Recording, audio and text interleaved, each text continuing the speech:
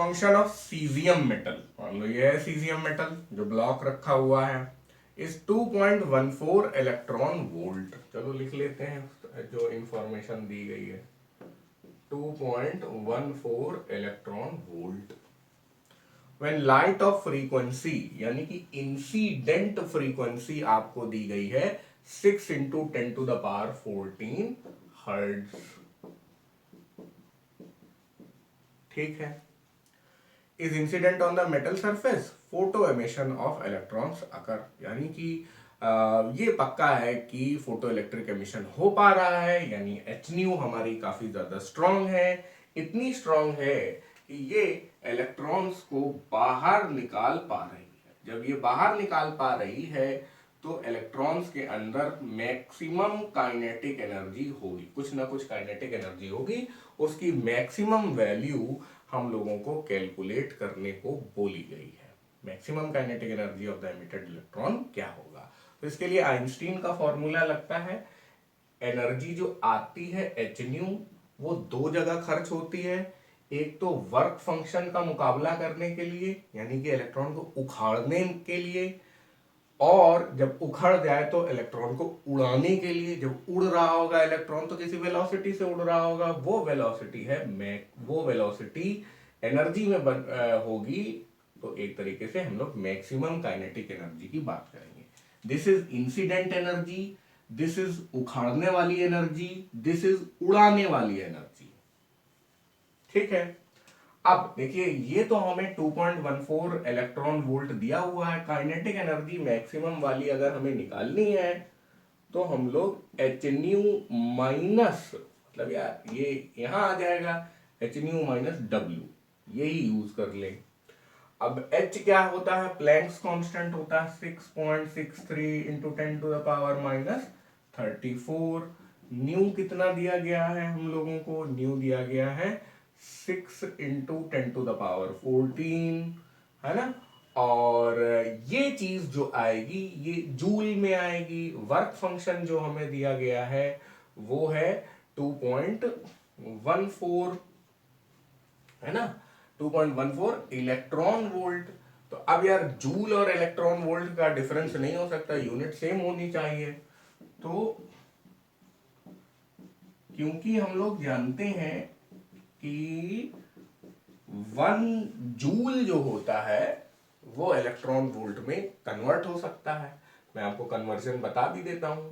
1 electron volt is equal to 1.6 into 10⁻19 joule. उल्टा मत किया करिए कि मतलब 1 जूल बराबर भी 1.6 इंटू 10⁻19 इलेक्ट्रॉन वोल्ट, वो गलत हो जाएगा। अब अगर 1 जूल से हमें इलेक्ट्रॉन वोल्ट में जाना है तो ये ऐसा हो जाएगा 1/1.6 इंटू 10⁻19 इलेक्ट्रॉन वोल्ट। और यही करना है हमें, हमें जूल से इलेक्ट्रॉन वोल्ट में जाना है, जूल से इलेक्ट्रॉन वोल्ट में जाना है, तो इस 1.6 इंटू 10⁻19 से डिवाइड करेंगे हम लोग। करो डिवाइड भाई, 1.6 इंटू 10⁻19 माइनस 2.14। ठीक है। तो अब यार जनरली मैं ये करना पसंद नहीं करता हूं, लेकिन इस बार मैं कर रहा हूं, थोड़ा जल्दी से इसे कैलकुलेट कर लेते हैं, कैलकुलेशन स्किप कर लेते हैं, मैं फिर भी सब कुछ लिख दूंगा। तो ये आ गया अपना 0.34 इलेक्ट्रॉन वोल्ट। पार्ट ए कर लिया हम लोगों ने, नोट कर लीजिए।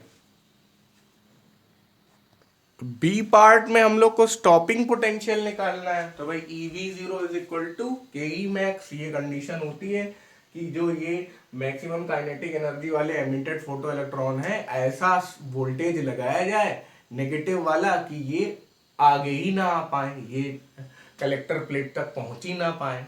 तो ऐसी सिचुएशन में हम लोग यार EV0 तो नहीं जानते हैं, लेकिन काइनेटिक एनर्जी मैक्सिमम वाली अभी अभी निकाल के बैठे हैं 0.34 इलेक्ट्रॉन वोल्ट।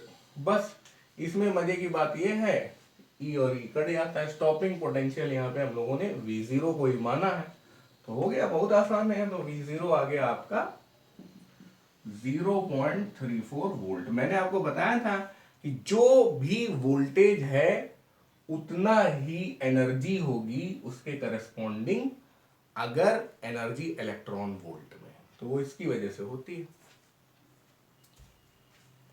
तो ये भी लिख लीजिए। अगले पार्ट में maximum speed of emitted photo electrons पूछा गया है।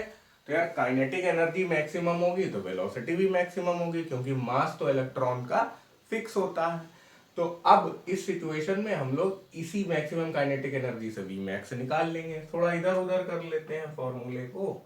वी मैक्स स्क्वायर ही मैं निकाल रहा हूँ, बाद में अंडर रूट लगा लेंगे, नहीं तो बार बार अंडर रूट लिखना पड़ेगा, है ना।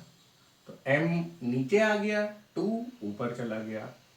अब मैक्सिमम काइनेटिक एनर्जी तो हम लोग निकाल ही चुके हैं यार, 2 टाइम्स 0.34 इलेक्ट्रॉन वोल्ट। और मास ऑफ इलेक्ट्रॉन क्या होता है, 9.1 इंटू 10 टू द पावर -31 होता है यार, 34 इसकी वजह से लिख दिया केजी। लेकिन यार इलेक्ट्रॉन वोल्ट और केजी इसमें हम लोग इंटरैक्ट नहीं कर पाएंगे, तो इसको जूल में लाइए। 2 into 0.34 into 10 to 1.6 into 10 to the power -19 joule divided by 9.1 into 10 to the power -31 KG. अब सही है। अभी भी ये वी मैक्स स्क्वायर की वैल्यू निकालेगा, तो ये जो भी आएगा ये यार वेलोसिटी या स्पीड का स्क्वायर आएगा। अंडर रूट बाद में लेंगे।